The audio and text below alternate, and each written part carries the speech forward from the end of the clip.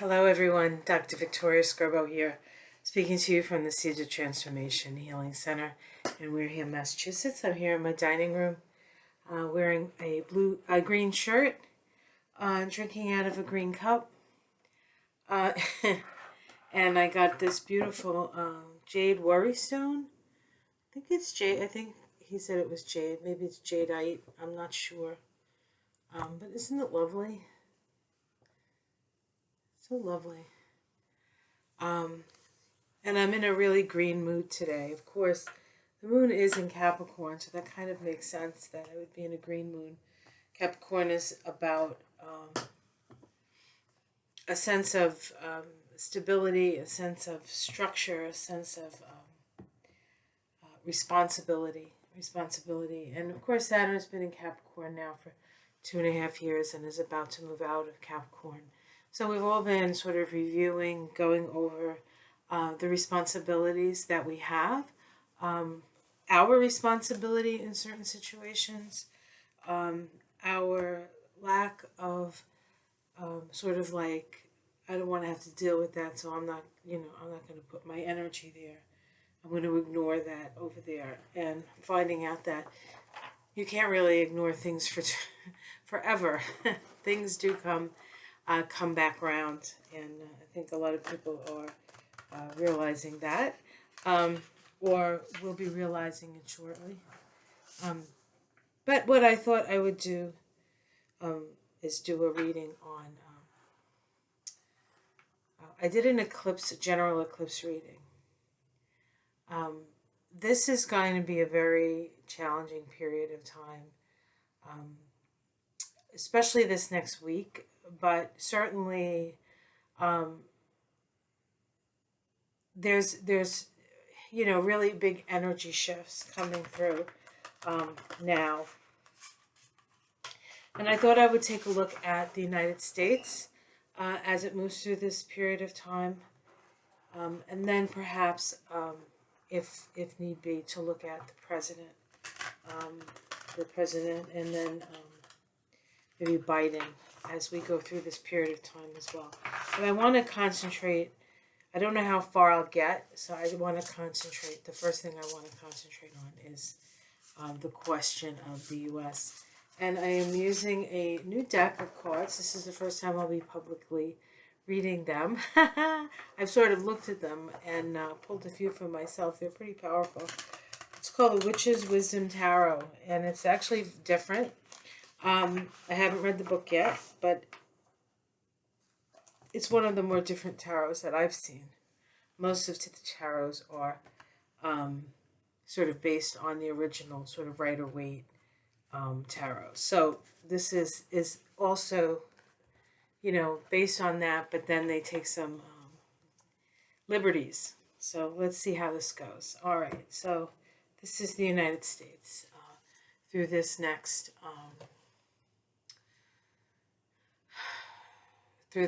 month, from this point of the eclipse on the 14th until Inauguration Day on the 20th of January. So that's actually that might even be too long of a period of time. So let's see what comes up.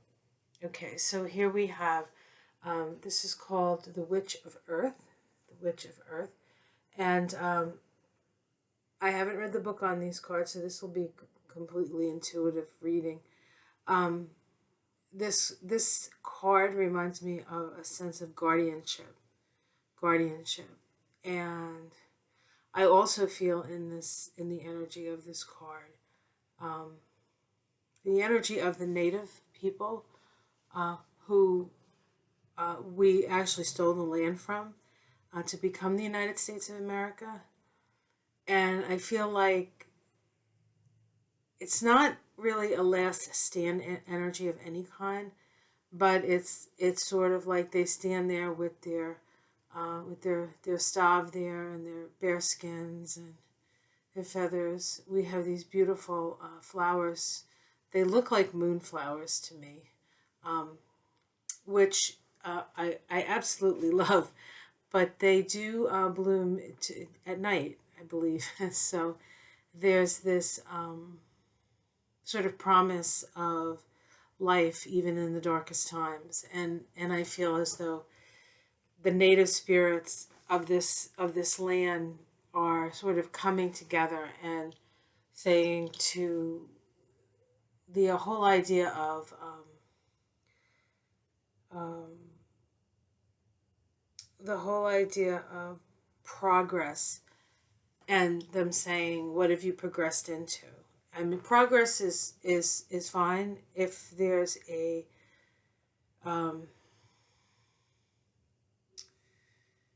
a sacred relationship with the land that the progress occurs on. I mean, just imagine, with the knowledge that we have and the abilities that we have, that we've reached, to be able to take that knowledge and, instead of using it against planet Earth, actually working with planet Earth. Imagine that. Imagine that. And I think that's what this Witch of Earth stands for. Let's do magic. Let's do magic. We have the capacity, and we have the ability, and we have the moment where we can create magic. So that's what that says to me. Let's see what's crossing the magic. Yeah, the Five of Waters. So this is a card associated, obviously, with climate change. We can see that, the picture that we see in our head of the mother polar bear and her cubs on the ice floe, and then reversed, or perhaps the reality.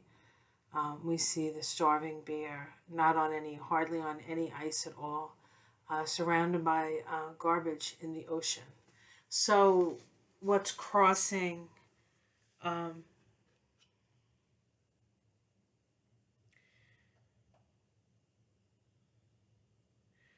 the challenge here is climate change and our relationship to the earth again. Emotions. It has to do with emotions.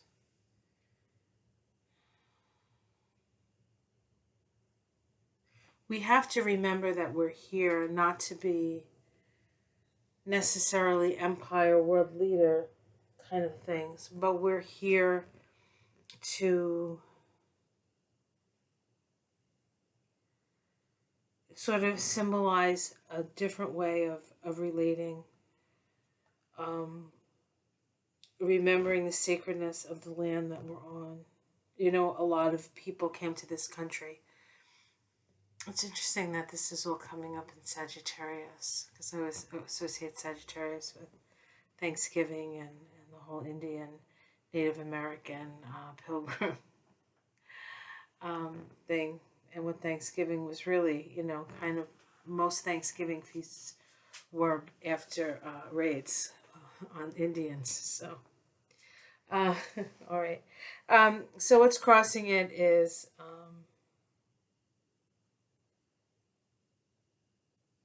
perhaps not really making the connection, not really seeing how what we do is affecting the planet. Perhaps that's the challenge. Okay, let's see what's at the root here. Okay, we have the Ten of Earth. And this, we have these beautiful mushrooms here with their network, their mycelium network in the forest floor. They're realizing the need for and the value of mycelium networks in these giant forests, that the forest grows on because of that. It's like the network that connects everything. And it's interesting because mushrooms dietarily are very good for the nervous system. They have a lot of B vitamins. And so we can see that sort of relationship as well. Talking about how we're all connected, and the Ten of Earth being um, the abundance of the earth, and how a communication with that abundance can completely change the way that we live our lives, and the kind of choices that we do make. Let's see what's in the past. We have the Craftsman of Fire. Craftsman of Fire. So this is about working really hard. I feel like this card is really, we have this Craftsman of Fire. He's there. He's taking a metal. It looks like a horseshoe. And bending metal and being practically oriented here. but taking something that's very hard and through sweat and strength and and such, creating things that are useful. And so we've all sort of been going through this trial of fire. And so, what is it that has come out of this this last period of time that can perhaps help us to strengthen ourselves and utilize this spiritual fire of transformation to create things that are going to be useful for us? What have we done? This is a past card. So what have we done up to this point? How have we supported ourselves? How have we taken actions that have brought us a little bit further along the path when it didn't seem like anything that there was any path to go, right? How have we put ourselves out there? How have we utilized the fire of our passion or the fire of our belief or the fire of our being to wrought something, to create something that is going to be helpful for others? Let's see, in the sky, we have the Witch of Air. The Witch of Air. She kind of reminds me of, and again, I haven't really read the book on this, so I don't know. She kind of reminds me a little bit of Isis, that Isis energy with her wings back there. Beautiful, beautiful card. But so the Witch of Air is, I think the witch cards are talk about the power, right? The power behind the way to wield the energy of that element. And how do we wield the energy of air? What are we putting out there? What are we saying? What thought forms are we putting out? And so the thought forms that we put out, if we put out thought forms that it's the end of the world and things are going to be terrible and oh my God, the unemployment's going to be crazy and all of those things might be true, but seeing the negative side of all those things don't create the kind of thought forms that are going to actually help us to move through this time and actually create things um, that are going to be helpful.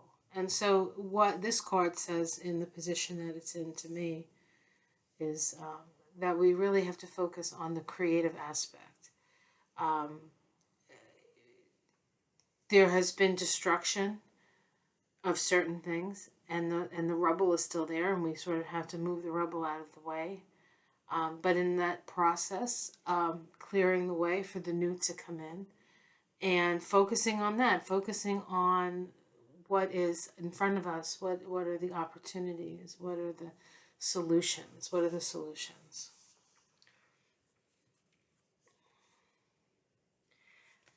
Immediate future, we have the Guardian card, and we have a sort of a wild man here sitting in the forest. I believe that's a cow. Could be a deer. It's hard to tell. Maybe it's more likely a deer, right? It's the forest. There's a bunny. There's a fox. There's butterflies around. This is Father Nature. This is Pan. This is the satyrs. This is the energy that sort of uh, deep, earthy, sexual, masculine, protective, virile energy. Um,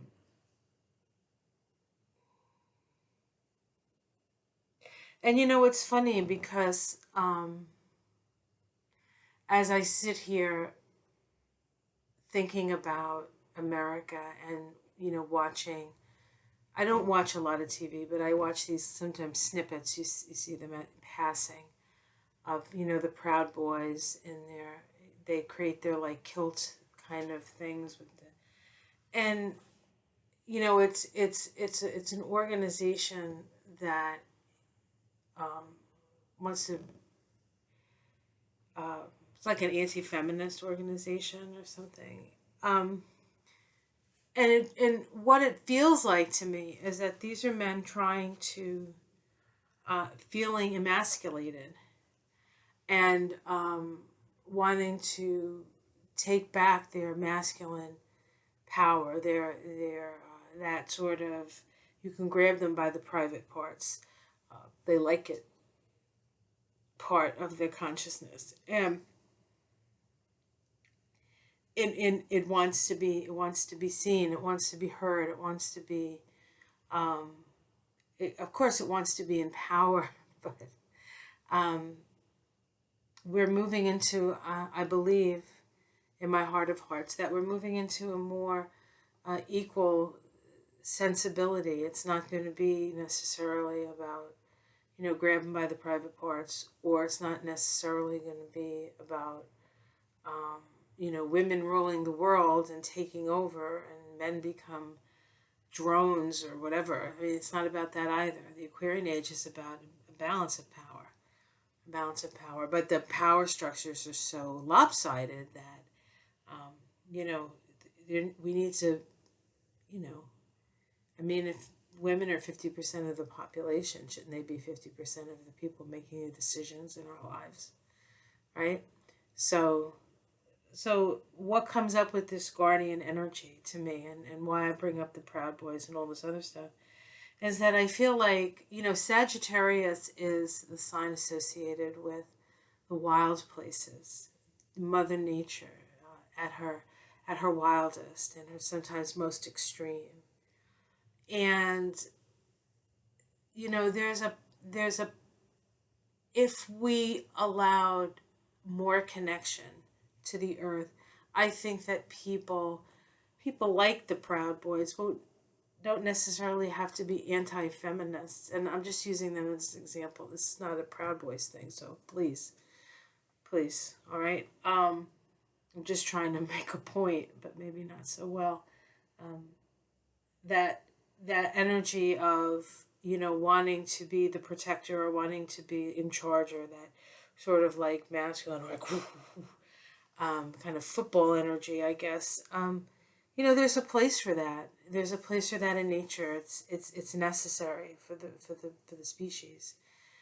And when we take it out of nature and we take it out of context, and then we put it in a social order where these certain types of people only have these ways of accessing and expressing themselves. I think it has to do a lot with how we close people off in these little modules, or these little, um, I guess, pigeonholes. People are much more complex than that, and I think that what this card is talking about is recognizing that a lot of what I think, anyway, a lot of what we see as problems are due to the fact that we're not really connecting in a healthy way with the planet, and I think that that is something that we have to look at. I think it's way more important than people are giving it credit for, and I think that 2021 is going to be a lot of that anyway. So we're going to get a lot more of an eye full of that once Trump exits stage right and such. So this is hopes and fears. We have the Two of Fire. This is it's a desert landscape, so it's nowhere near as lush as the last landscape that we looked at. Right, this one, very very lush, green, rolling hills, very dry. A few plants, very very um, very hardy plants here. But what this says to me is this card being as it's seen from the outside. I think that people are seeing America having gone through what she's gone through, um, and and and you know things look a lot bleaker. But I think through the process, people are a lot stronger.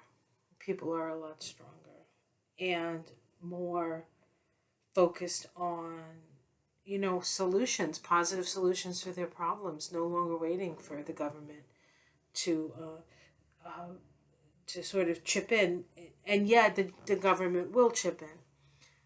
But there's this sort of underlying, what it feels like in this reading, underlying necessity, like actions because of the necessity of having to take the action.